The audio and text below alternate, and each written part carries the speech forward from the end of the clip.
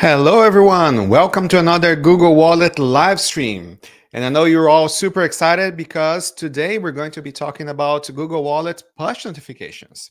Yes, sometimes you add a pass to your Google Wallet and then you need to be notified for one example, the date of the event ticket show that you have in your Google Wallet has changed. Or maybe you have been upgraded to a better seat, or maybe they want to give you some more points on your loyalty cards and your gift card is expiring. So it's a good idea for you to be notified when some events happen in the business logic of your backend systems and you want to notify your users. So that's what we're going to be talking about. And Google Wallet already has some nice, interesting notifications for you. For example, when a pass is added to your Google Wallet, you automatically receive a notification that a pass has been added. And this year, we added even more features to the Google Wallet push notification system so you can better engage with your users.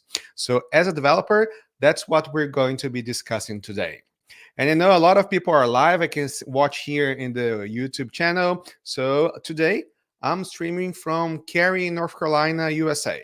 So please tell us in the chat, where are you watching us from today? Because I don't want to be here by myself, just talking to the camera.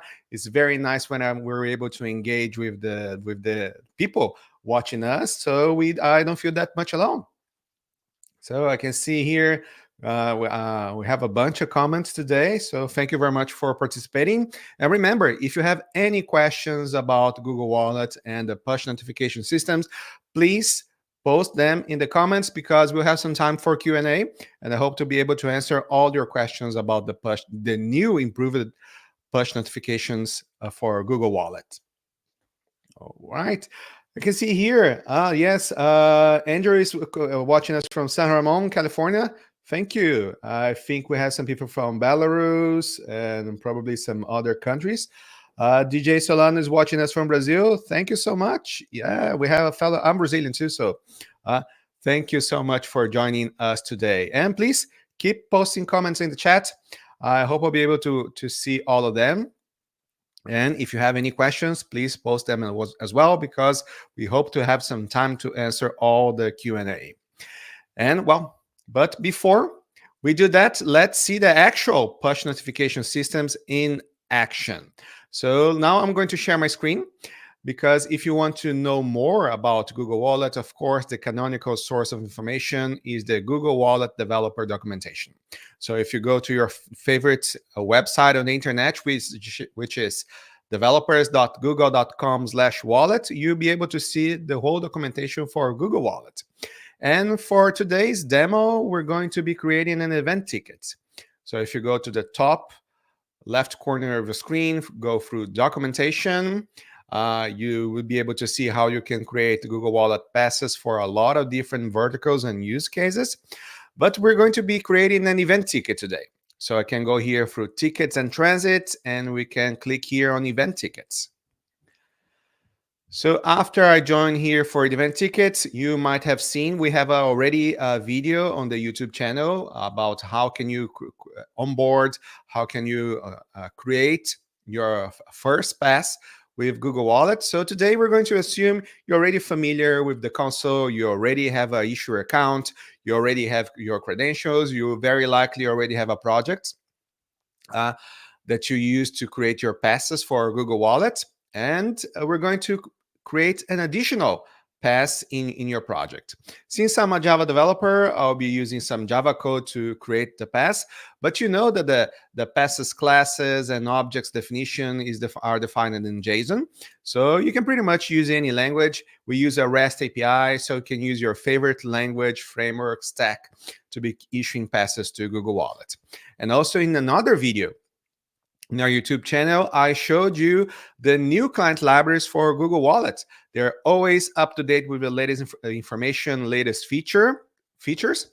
And actually, to be able to create the demo for today's live stream, I needed to update my client libraries to the latest version, because we just recently pushed new features to the API, and I needed them to be able to show you some of the coolest and greatest latest features of the Google Wallet API. And here I will be able to create a new pass here using the pass builder. Like if you go to the left side of your screen and you click on pass builder, you'll be directed to this particular page where you can type some properties and customize the pass as you wish.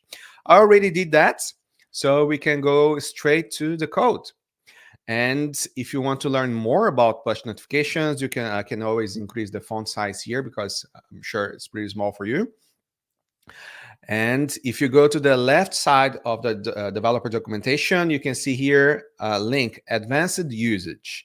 So if you click on that, you see that we have many different use cases. And the one that we're going to explore today is this one, trigger push notifications. So if you go to the menu, we want to show you the trigger push notifications feature. And if you click on it, you'll be able to see here, trigger push notifications. Of course, you want to read all of that with more time. So please go to the developer documentation to learn more about it. And I'm going to explore the different types of push notifications that you can do in your system once you have the latest version of the client libraries, for example, installed in your application. Okay. So let's go to the code. So here I already have some code running. You don't have to worry because the very first lines here of my code, and actually you do want to see this in a bigger font size. So the very first lines here, I'm just creating my event tickets, and I hope my project is already running. So we can go back here to the browser and I can say localhost 8080 and /event tickets. So what is happening now? My project just connected to the Google Wallet API, created an event ticket, and I'm sharing here a link that enables me to add this particular pass that I just created to my Google Wallet. So, and the beauty of this is that whenever I click here, and I'm not following the brand guidelines, sorry, because it's just a demo. But in your real application, you would be using that very nice button, Add to Google Wallet, that you can see in the developer documentation as well, how to properly add that to your website, to your mobile app. But because it's just a demo, I just added a plain link. And when I clicked on that link, I've been redirected to this page, which tells me Add Tickets. And the nice thing about Google Wallet is that it is integrated across all Google surfaces. So if I add here on the web browser, this pass that I'm clicking to add is going to be added to my Google Wallet account, which means that it's going to be shared across my devices. So if I have an Android phone, or if I have my Google account logged in here in this browser and in another browser, this pass will be available in all of those surfaces. If you have more than one Android phone, for example, the pass would be shared. And you might, if you're thinking about, oh, that's a good thing or that's a bad thing. Sometimes you only want a pass to be shared to be present in one device. You can do that. We have a lot of security features on Google Wallet, and you're able to use these features if you read through the developer documentation.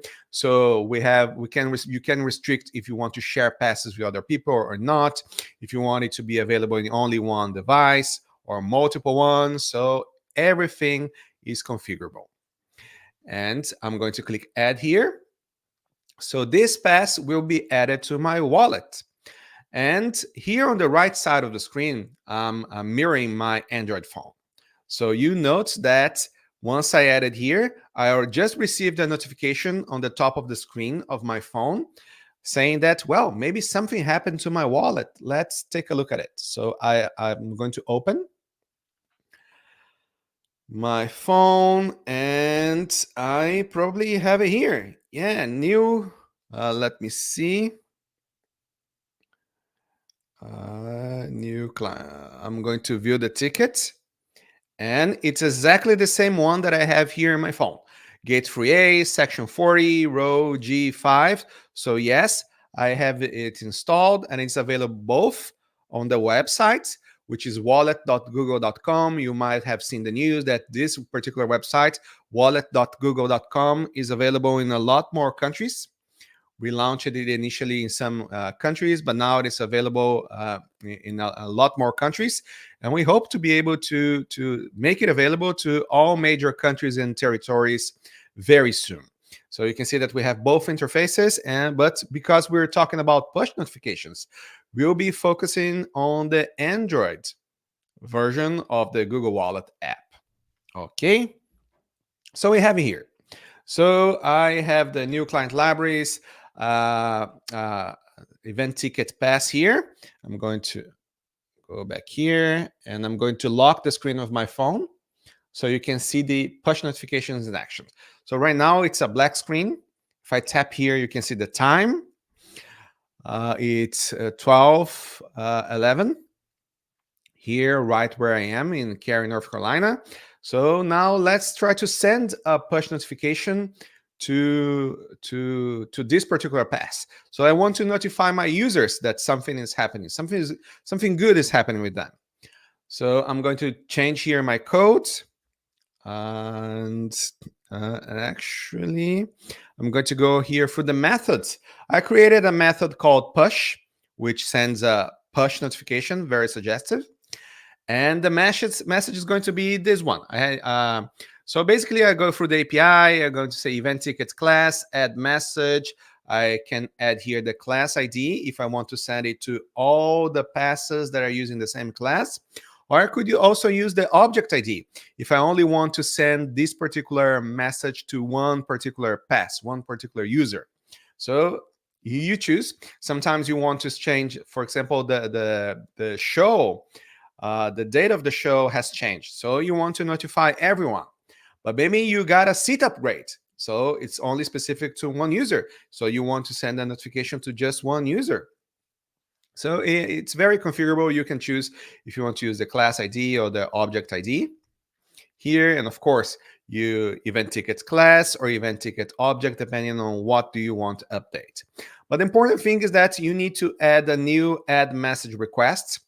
And I just populated the fields. I'm going to set an ID saying push one. The type of the message needs to be text and notify, because Google Wallet already had support for additional messages in the back of the pass for a long time. What we changed here is that we have a new type called text and notify, which means that you're going to add some messages to the back of your pass, and you want your users to be notified about it. And the message has a header, my header, and set body, hello, first push notification. Then I ask it to be executed. Let's see if it works. So I'm going to go, my code is already running. So here in my phone, the screen is locked. Let me unlock it here. And I'm going to go back to my project, localhost event ticket / push. So I'm going to send a push notification right now. Okay, let's see what happens with my phone. So it depends on network connectivity. It's a best effort way for us to deliver the notifications, and I just received it. So you can see here in the top of the screen, I have a Google Wallet notification saying that something happened. Let's see if I can go through that notification. I tap here on Google Wallet. Yes, and I'm directed to my pass. So the Google Wallet app open automatically because of the push notification. The user can see the pass that received the push notification. And you can see here that in the top of the screen, you have a new message. And if the user taps here on this particular notification, the user will be able to see the message. So when I tap on the notification, I'm directed to the back of the pass, which says message my header, and hello, first push notification. Yes, the push notification system is working. Okay, and remember, for the user to be able to receive the push notifications, they need to have the notifications allowed in the Google Wallet app. And also, now we added an option for users to enable or disable the notifications for a particular pass. You can see here for my pass, the get notifications check is enabled, which means that whenever the developer, in case me, sends a notification to this particular pass, I'm going to be receiving this in my Google Wallet app. Okay, but if I click and disable it, yes, then the user won't be receiving the push notifications. Okay, so the push notifications need to be enabled both in the pass and in the Google Wallet app. Okay, what else can we do here? Oh, you might be thinking, oh, some developers might be able to abuse this feature and be spamming the user with a lot of push notifications. Yes, we don't want the user to disable the notifications in the pass or in the app. And also, we don't want developers, like, well, sometimes you have a bug in the system and you're just like spamming the user with notifications. That's why by default, the Google Wallet API only allows you to send 3 push notifications to your user in a period of 24 hours. So it's a rolling window. So within a period of 24 hours, you can only send 3 push notifications to your users. So you need to use the API wisely. And to be honest, I think there are very rare occasions where you really want to send more than 3 push notifications to your user in the period of 24 hours. So we already sent 1. We can try to send 2 more. Let's try. So I'm going to send here push 2. And my second, another header. Hello, second push notification. So if I try to execute the code, important here, I'm going to, now my Android phone is back in the home screen. I'm going to run the code again. I'm going to send another push notification. Seems to be okay. And I'm going to soon be receiving a new push notification here in my Android phone. Let's wait a couple of seconds. As I said before, depends a lot of your phone connectivity and other stuff. Still waiting for the notification. And since it's a live demo, a lot of things can go right, a lot of things can go wrong. I hope everything goes smooth here because, well, I'm doing this live. In the meantime, let's check my code. Let's see if something happened. Yeah, no errors. Maybe we missed the notification. Let's see. Oh, yeah, maybe we did because I can see that the notification, just arrived. The notification landed in my phone. So if I tap here in the pass, yes, you have a new message. Let's view the message. Oh, I have here another header in a push notification. Pretty cool, right? And I'm using the API for that. What does the documentation say here? If you go through the documentation, you see there are 2 different types of notifications that I can send to my user. The first one is the push notification that I've just shown you. You use the API. There is a special message called like add message. You can send this request to the Google Wallet API, and your users will be receiving the notifications in their phones. Okay, and this one has the limit 3 per day. And the other type of notification that you can send is the pass update notification. So you can send like any message, though the message that I've sent in the push notification can have links, for example, even though you should read the policy. The policy states, for example, that it shouldn't be sending links that are not related to the pass information here. So, well, just follow the instructions in the policy.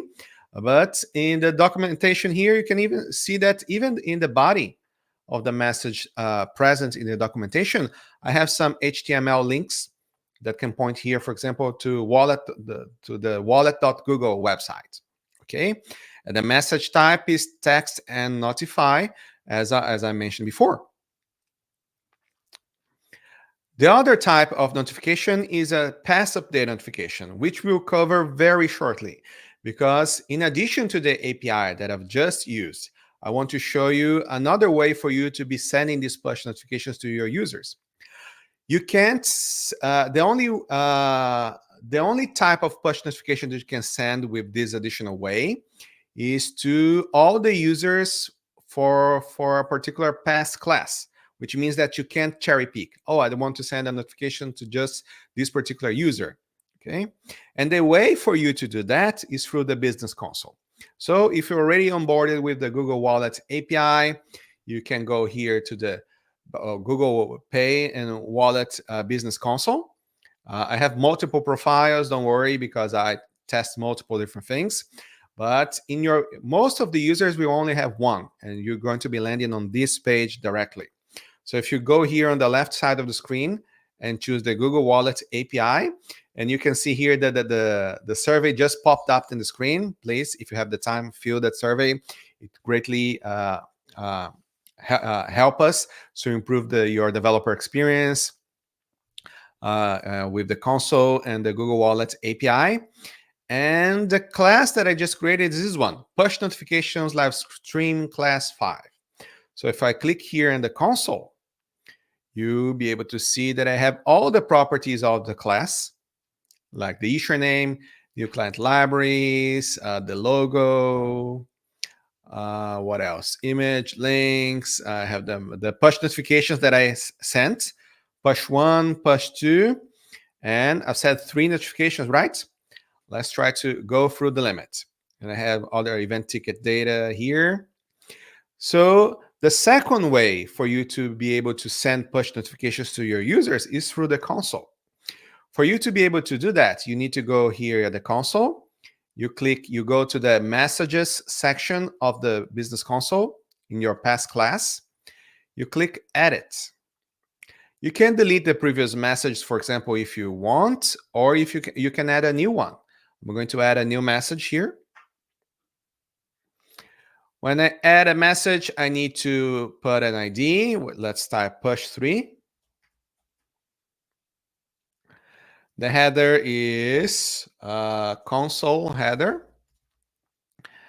And hello, everyone from the Wallet Business Console. So an important thing here is that if you just add a message as it is, you're going to add the message to the back of the pass, but the user won't receive any sort of notification.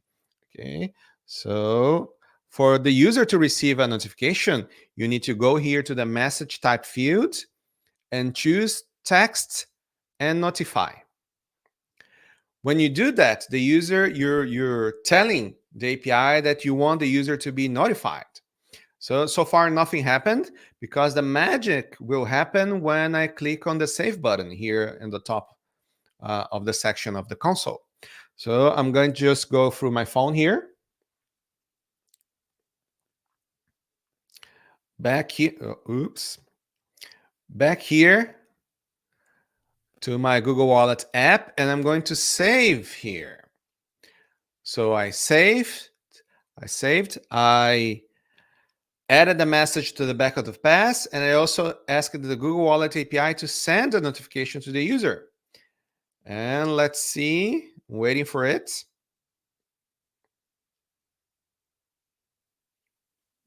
Let's see if I need to go to the home screen.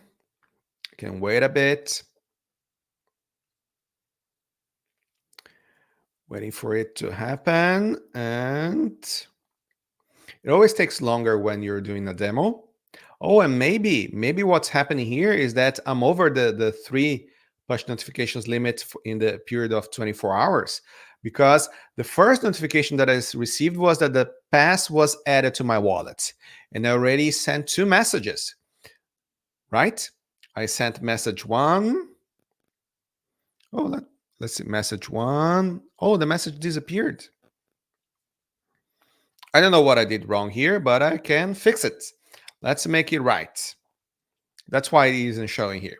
I'm going to add a message here, push 3, header from console. Hi, everyone from the Wallet Business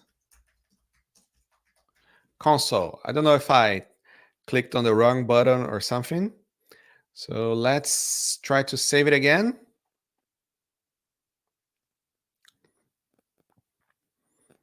And now it seems that the message is here.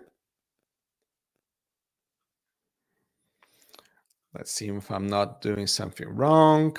I went through from console, text and notify.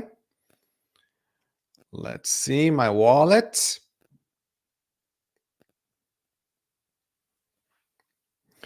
New client libraries.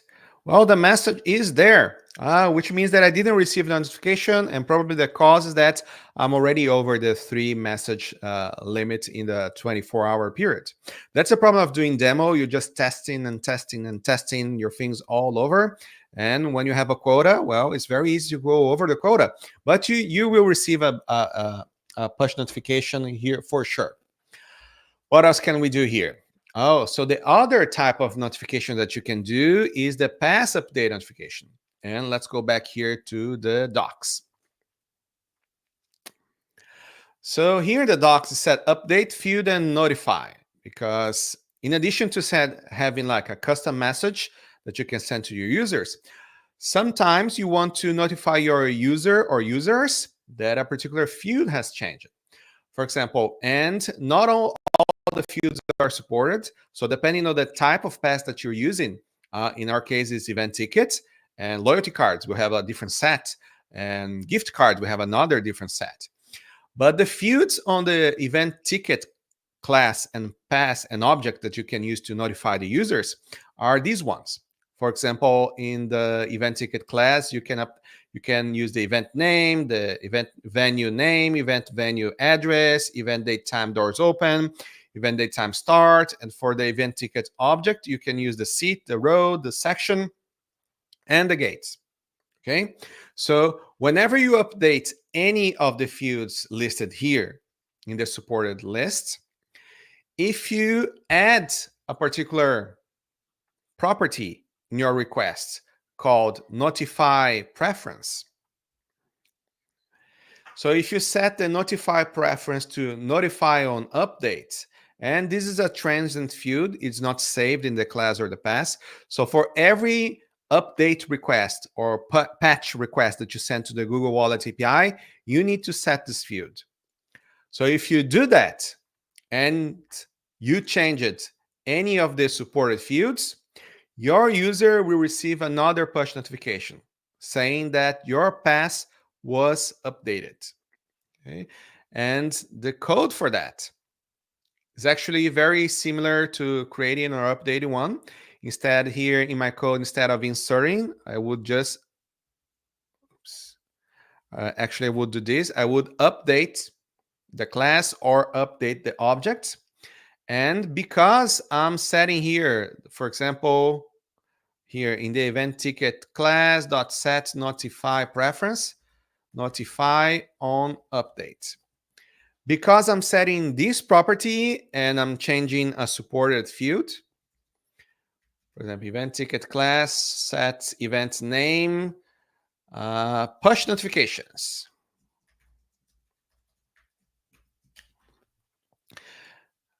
Ooh, let me see. Oh, this needs to be a localized string. Yeah. Set default value.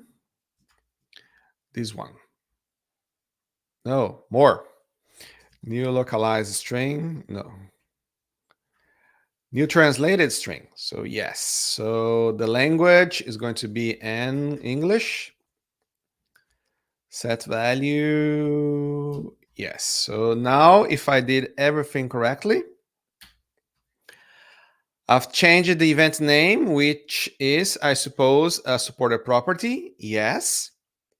I've set the field, notify preference, notify on update.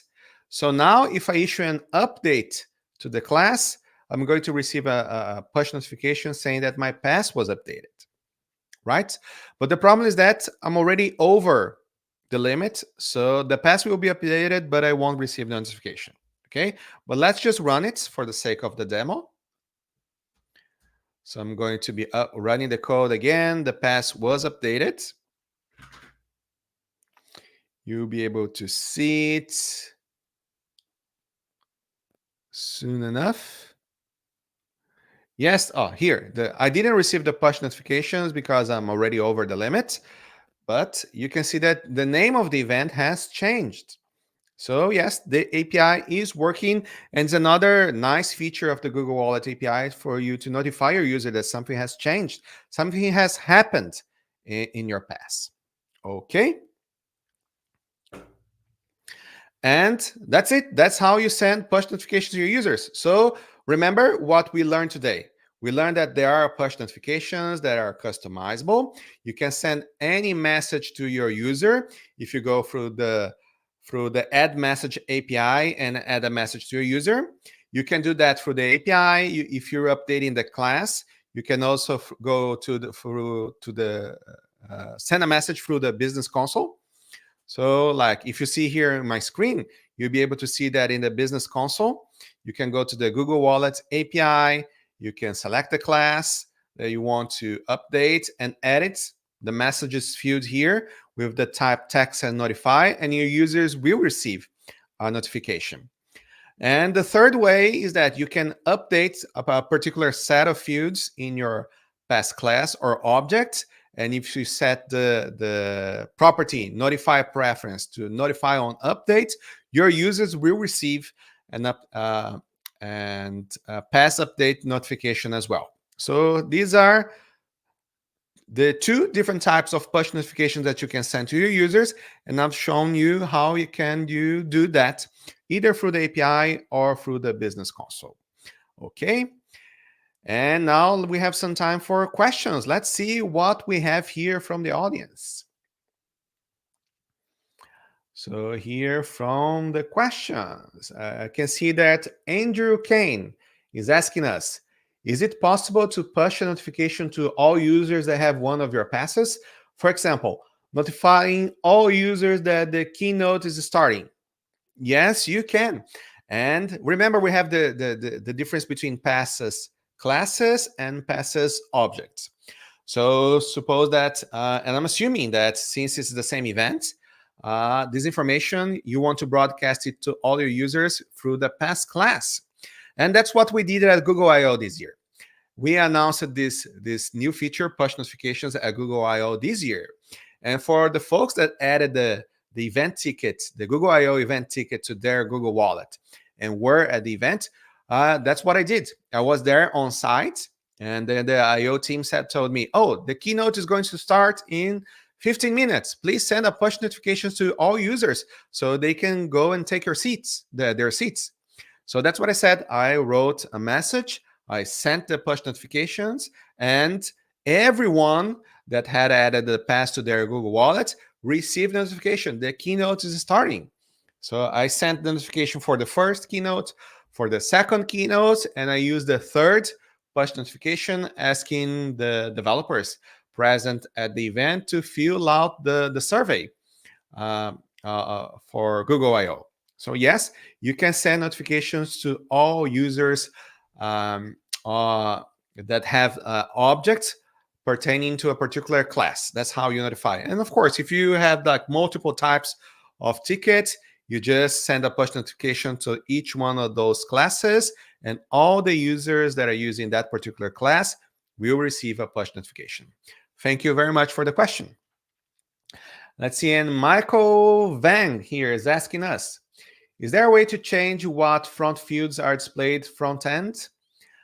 Front end, you can, I suppose you're talking about the customization, how your pass looks like here. There are a lot of things that you can configure. For example, the strings that are being shown here, most of it are not, or if not all of them are customizable. So you can go here through the screen, you can change, you can even customize part of the layout. For example, here I have 2 columns or 3 columns. You can customize if you want just one column or more. You can change the colors. You can change the type of the barcode. You can change the images. So there are a lot of different fields that you can configure through the API if you use the Pass Builder. You just change the JSON definition. And once again, I think the easiest way for you to configure how your pass looks is through the pass builder, because you can see what's going to happen. Okay, so yes, a lot of stuff is configurable, and you can design the pass as you like. What else? Thomas Viradixkusuma, and yeah, forgive me because I'm very bad in reading names, is asking, can the message contains links? Yeah, yes. If you send a push notification and not a pass update notification, the push notification can contain links. You just need to use some HTML, like you add an anchor tag, your link, and you embed there the link. And you can see that even in the developer documentation, we provided an example showing how to add a link. So yes, you can do that. Just remember to read the policy for links, because it's not all the types of links, but it must be related to the pass. Okay, and I have here another question from Akam Shu Sunday. How do you differentiate a key speaker from members? Yeah, I don't know if it's directly related to the passes, but as I said, you can configure anything on how you show here in the back of the pass. We support HTML in most of the fields. For example, if you add an info or add a text message, you can put some information in bold. So that's how you would differentiate some elements inside the pass. If you want to say, for example, if you have an agenda for your event and if you want to add in the back of your pass, I use the bold and italic features or other HTML features to emphasize the text, so you can tell your users who is the primary speaker and the other one. So yeah, it's up to you. How do you design the information available in your pass? Okay.